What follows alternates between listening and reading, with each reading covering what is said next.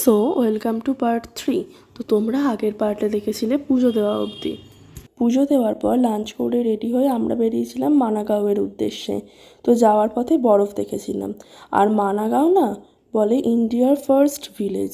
এখানে যেতে গেলেও ট্রেকিংয়ের দরকার হয়, মানে পুরো ট্রিপটা আমরা ট্রেকিং করতে করতেই কাটিয়ে দিয়েছিলাম। আচ্ছা, মানাগাঁওতে কিন্তু খুব সুন্দর সুন্দর হ্যান্ডমেড জিনিসপত্র বিক্রি হয়। হ্যাঁ, আমি একটা কানপাট্টি কিনেছি, তোমাদের সাথে আমি যেগুলো কিনেছি সেগুলো অন্য একটা ব্লগে শেয়ার করব একদিন। মানাগাঁওতে মেনলি সরস্বতী রিভারটা রয়েছে আর সরস্বতী মন্দির রয়েছে। এখান থেকেই কিন্তু পাণ্ডবরা স্বর্গপথের উদ্দেশ্যে যাত্রা করেছিল। আর এই যে স্বর্ণালী এখানে হাই করতেই ব্যস্ত। তো এখানে যা যা দেখছো তা সবই কিন্তু এনার হাতে বোনা।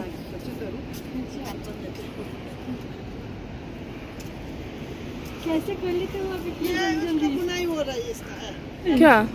ये मोजा बना रहे, मोजा। मोजा वाओ वाओ, ये ऐसा बनता मोजा। বাহ, वाओ এই মজাটা কি কিউ। ये भी आपने ये बूट बनाया? है, बूट ऐसा बूट जैसा। ये आपने बनाया? हाँ, ये फर्श में चलने का, ये बच्चों का, ये बड़ों का।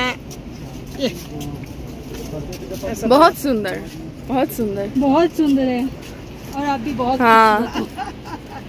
সত্যি এনাদের হাতের কাজের কিন্তু কোনো তুলনা হয় না।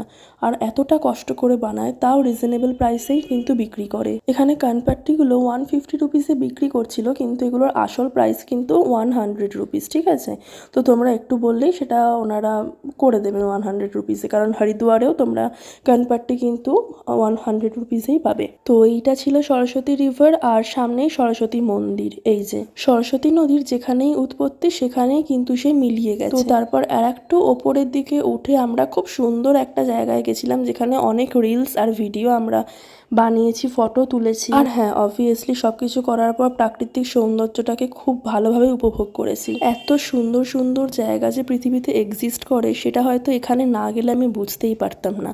তো ঠিক এটার ওপরেই একটা স্পট আছে, সেখান থেকেই কিন্তু পাণ্ডবরা স্বর্গপথের উদ্দেশ্যে যাত্রা করেছিল, এটা কথিত আছে। আর দেখো ঘোড়াগুলো কি সুন্দর এখানে খেলে বেড়াচ্ছে। তো এখানে আমরা মোটামুটি 1 ঘন্টা মতন ছিলাম। আসলে এতটাই সুন্দর জায়গা না, মানে এখান থেকে নেমে আবার নিচে যেতে ইচ্ছাই করছিল না। তো তারপর সেই দিনটা বদ্রীনাথে রেস্ট নিয়ে পরের দিনই আমরা বেরিয়ে পড়েছিলাম রুদ্রপ্রয়াগের উদ্দেশ্যে। ভীষণ মন খারাপ লাগছিল, কারণ 10 দিনের ট্রিপ নামেই একদিন যেতে না যেতেই ফট করে কেটে গেল 10টা দিন। আচ্ছা, এটা কিন্তু রুদ্রপ্রয়াগ যাওয়ার সময় নেওয়া একটা ক্লিপ। রুদ্রপ্রয়াগেও যাওয়ার সময় আমরা সুন্দর একটা স্পট দেখে সেখানে দাঁড়িয়ে ব্রেকফাস্ট করে নিয়েছিলাম। আর সেই দিন ব্রেকফাস্টে ছিল চিড়ের পোলাও, আর রান্নাটাও কিন্তু খুব সুন্দর ছিল। সেই দিনকে রুদ্রপ্রয়াগ যাওয়ার পথে আমাদের আউলি হয়ে যাওয়ার কথা ছিল। তো আমরা আউলিতে ভীষণ সুন্দর ভিউ পেয়েছি।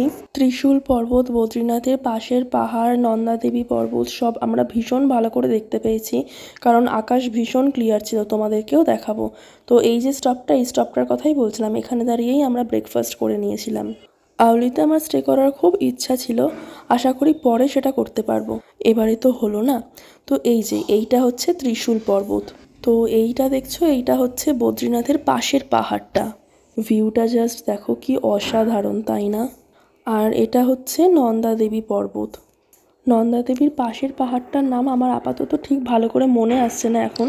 তো ঘুরে টুরে বাসে উঠে পড়ে তারপরে একটা স্টপ দেখে লাঞ্চ করে নেওয়ার পর আমরা পৌঁছে গেছিলাম রুদ্রপ্রয়াগে। আচ্ছা, রুদ্রপ্রয়াগ কিন্তু অলকানন্দা আর মন্দাকিনী নদীর মিলনস্থল। একটা আসছে কেদারনাথ থেকে, তো আর একটা আসছে বদ্রীনাথ থেকে। রুদ্রপ্রয়াগে হোটেল ব্লু অর্কিডে আমরা স্টে করেছিলাম 1 রাতের জন্যই। তো এইটা ছিল আমাদের রুম। সব কটা রুমের মতো এই রুমটাও ছিল ভীষণ সুন্দর। মোটামুটি ট্রিপের লাস্ট দিন যেহেতু, তাই এই দিনকে ছিল প্রেজেন্টেশন।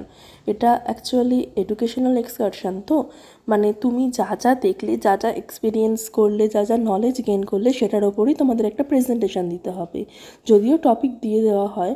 তো এই যে আমার এলএসটির জুনিয়রগুলো খুব ভালো প্রেজেন্টেশন দিয়েছিল। আমরা যেহেতু এক্স স্টুডেন্ট, তাই আমরা দিতে পারিনি। এরকমই যত ডিপার্টমেন্ট গেছিলো সবাইকে প্রেজেন্টেশন দিতে হয়েছিল ডিপার্টমেন্টের হয়ে, মানে 4টে ডিপার্টমেন্ট গেছিলো, তাই 4টে প্রেজেন্টেশন হয়েছিল। প্রেজেন্টেশনের পর একটা কুইজ কম্পিটিশন ছিল। তো তারপর নাচা গানা হয়ে বসে পড়লাম ডিনার করতে। আর সেই দিন ছিল আমাদের স্পেশাল ডিনার, চিকেন বিরিয়ানি, যেহেতু লাস্ট দিন তাই আর কি। আর এই যে আমাদের সঙ্গী সাথীরা, হ্যাঁ আমরা রুম এক পাইনি ঠিকই, কিন্তু সেই দিন রাতে কিন্তু আমরা একটা রুমেই ভীষণ হই হুল্লোড় করে সবাই মিলে কাটিয়েছিলাম। আর এই যে আমার ব্লগার দিদি। তো তারপরের দিন হরিদ্বারের উদ্দেশ্যে রওনা দিয়েছিলাম আবার। তো হরিদ্বার যাওয়ার পথে ধারী দেবীর মন্দির দর্শন করেছিলাম। হ্যাঁ, চারধাম যাওয়ার আগেই মানুষে এই ধারী দেবীর মন্দির দর্শন করে, কিন্তু আমরা লাস্টে করেছিলাম। কথিত আছে ধারী দেবী নাকি চারধামকে রক্ষা করে রাখে। তারপর হরিদ্বারে এসে ফ্রেশ হয়ে আমরা আবার বেরিয়ে পড়েছিলাম মার্কেটিংয়ের জন্য। মার্কেটিংয়ের জন্য এটাই ছিল আমাদের লাস্ট সময়, কারণ এটাই তো লাস্ট দিন। তো যা যা কিনেছি সেগুলো আমি অন্য একটা ব্লগে অবশ্যই তোমাদের সাথে শেয়ার করব। আর হ্যাঁ, হরিদ্বারের মার্কেটে কিন্তু তোমাদেরকে বার্গেনিং করে নিতে হবে, না হলে কিন্তু তোমরা ঠকে যাবে। আর বদ্রীনাথ, কেদারনাথ, তুঙ্গনাথে যা পাওয়া যায় সেগুলো হরিদ্বারে তার হাফ প্রাইসে পাওয়া যায় বলতে পারো। তো মার্কেটিংয়ের পর ওরা হরিদ্বার থেকে জল নিয়েছিল। তো তারপরের দিন ছিল আমাদের ট্রেন দিল্লি যাওয়ার। আর তো আমরা শতাব্দী এক্সপ্রেসে করে চলে গেছিলাম দিল্লি। 5 ঘন্টার জার্নি ছিল। তো সেই জার্নিটাও আমরা নাচানাচি করেই কাটিয়ে দিয়েছিলাম। তো তারপর দিল্লিতে এসে ওয়েটিং রুমে বসেছিলাম। এখানেই লাঞ্চ করে নিয়েছিলাম। মোটামুটি অনেকক্ষণই বসতে হয়েছিল, তবে এসি থাকায় খুব একটা অসুবিধা হয়নি। তো এখান থেকে 5:30টায় আবার আমাদের পূর্বা এক্সপ্রেসে করে রওনা দেওয়ার কথা ছিল। এটা হচ্ছে নেক্সট দিনের ক্লিপ। এখন আমরা সবাই মিলে আর কি পিৎজা অর্ডার করেছিলাম। তো সেই পিৎজা বয় এসেছিল বর্ধমান স্টেশনে।